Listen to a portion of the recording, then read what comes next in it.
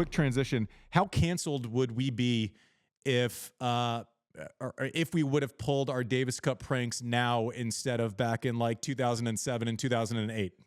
Oh man, I'm actually trying to think of a PG-13 one that we could tell so that There, well, no. there are some good ones. I mean, we started, how about how much it advanced with the speeches? It The went, speeches are great. That's my next question. Is your favorite speech ever? oh yeah, so those were great. But I mean, one of the other things I would say the PG-13 one was, how about the fact that it's impossible to embarrass Sam Querrey? You remember that one? No, tell me. We tried to have him karaoke Oh, yes, when that's right. we In Palm came back from the Springs team in the dinner lobby. That was unbelievable. Tell that in the story. lobby. So we had him karaokeing with all the dignitaries coming in, walking in at the time.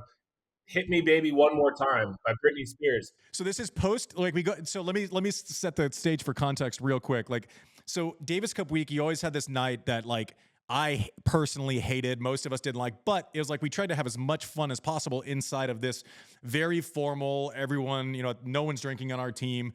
You're shaking hands with a million different people who, are just there because they're board members of like this thing that they're not interested in improving. So you already have this kind of animosity. And so we said, okay, we would always kind of initiate, like rag on the practice players. And so we're like, okay, we're going to set up a karaoke machine in the lobby of the hotel as everyone's walking back, like walking, you drive home and Sam's going to be the entertainment. And so what did he sing?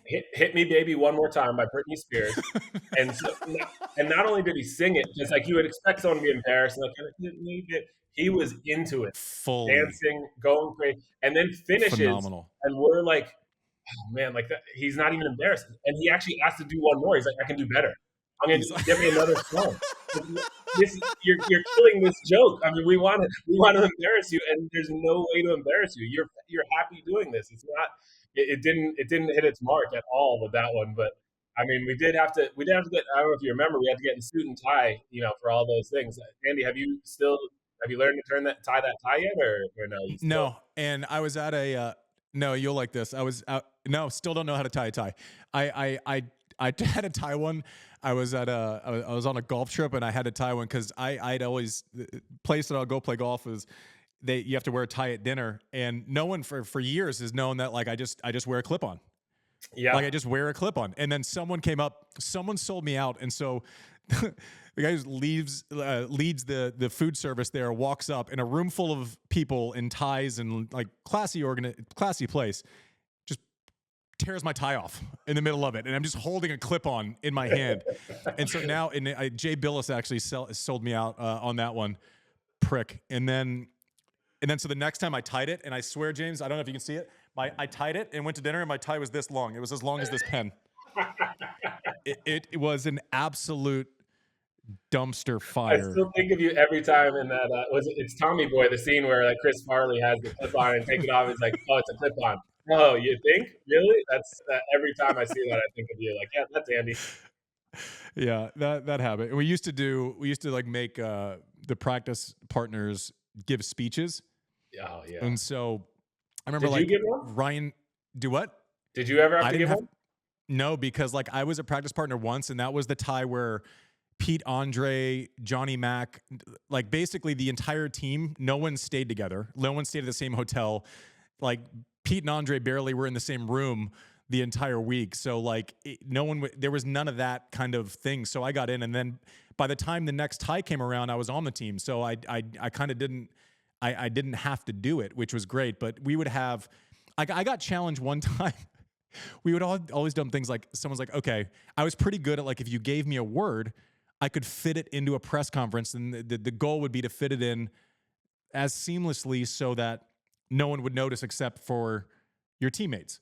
And I pulled off kumquat Kumquat was a great in one. Moscow seamlessly. I did like the hard accent on quat, so it was like, they're gonna come. What's next? I don't know. Like, and so there were all these like little miniature games. Like, what did Sweeting had to say? Reach around in Moscow Yeah. at a very formal Dingleberries, I dinner. think. Dingleberry. So do you remember? Yeah. It's what started. It used to just be you give a speech. So like I just had to give a speech. That was the like almost initiation. Was they don't tell you until it's like, hey, get up there and give a speech. So you're on your toes and you're already nervous. But then we started adding in because they started figuring out they had all heard through the grapevine. All right, now we're gonna have to do a speech. So we started adding in words, and the first one I remember we had to do was Tim Smichek. Oh, so good. That's on Palm Springs. And we got him. So good. We had to have him say poop. He had to say That poop. was it, poop. And I really thought that was an easy one. It's like I thought he'd go through and be like, all right, this has been such a tough training week. The guys are working I'm so pooped. hard. I've been pooped. It's been Yeah. tough. But instead, this was unbelievable. So He good. walked up to the microphone. Room full of people, 100, 200 people in suits. Everyone in suit and tie, very formal, gets to the mic and just goes, poop. My name is Tim Smichek, and no context, no nothing, just starts the speech with poop. Fantastic. So of course we're dying laughing, and it just escalated from there. So that was every time we had to think of new words for people to say. You know what else is hard is transitioning off of a story about someone just saying poop. That's a hard thing to get back. That's a hard thing to get back to James's thoughts about the changes in tennis and how does it change since you retired, James? And Andy, this is why you're a pro. You're now a veteran of these podcasts, and you got these segues. You got it down.